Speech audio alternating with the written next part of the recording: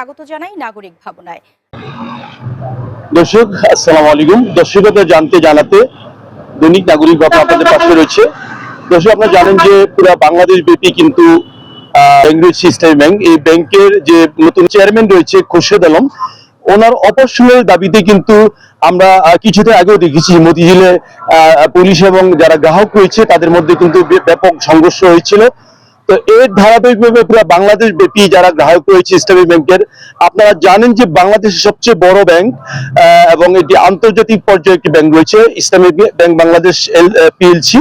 তো এই ব্যাংকের যে নতুন চেয়ারম্যান রয়েছে তো খুরশেদ আলম সাহেব, তো ওনার অপসারণের দাবিতে কিন্তু গ্রাহকরা কিছুদিন ধরে কিন্তু তারা আন্দোলন করে যাচ্ছে। আজকে কিন্তু আমরা দেবিদ্বারে যে ইসলামী ব্যাংক উপশাখা রয়েছে দেবিদ্বার যে পল্লী বিদ্যুতের পাশে যারা রয়েছে তারা কিন্তু ব্যাংকের স্বচ্ছতা এবং জবাবদিহিতামূলক যারা পরিচালনা পর্ষদে রয়েছে তাদেরকে নিয়োগ দেওয়ার জন্য কিন্তু তারা এবং যারা নিরপেক্ষ রয়েছে তাদেরকে দেওয়ার জন্য তারা কিন্তু আন্দোলন আজকের মানববন্ধন করেছে এবং পুরো বাংলাদেশে কিন্তু এই আমরা আরেকটু কথা বলার চেষ্টা করছি একজন গ্রাহকের কাছে। আমরা একটু দেখি কি অবস্থা রয়েছে, একটু বলেন আপনার কি অবস্থা। আপনি কি গ্রাহক? জি, আমি ইসলামী ব্যাংকের একজন গ্রাহক। আপনারা জানেন বিগত সরকারের আমলে বাংলাদেশের গ্রাহকদের একমাত্র আস্থার স্থান হচ্ছে টাকা নিরাপত্তার জন্য ব্যাংকে রাখে, যে এই ব্যাংকে এখন অনিরাপদ হয়ে পড়েছে। আপনারা দেখেছেন বিগত সময়ে ফ্যাসিস্ট আওয়ামী লীগের আমলে তারা 5টি bank, Exim bank, SIBL bank, এরকম 5টি ব্যাংকে তারা খালি করে ফেলেছে। এখন এই গ্রাহকগুলা আজকে পথে বসে গেছে। তো ওই 5টা ব্যাংকে যতগুলা গ্রাহক আছে তার চাইতেও বেশি গ্রাহক আছে ইসলামী ব্যাংকে। তো আমরা চাই ইসলামী ব্যাংক যেন এরকম কোনো ক্ষতির মধ্যে না পড়ে, আমরা কোনো গ্রাহকরা যেন কোনো ক্ষতির মধ্যে না পড়ে।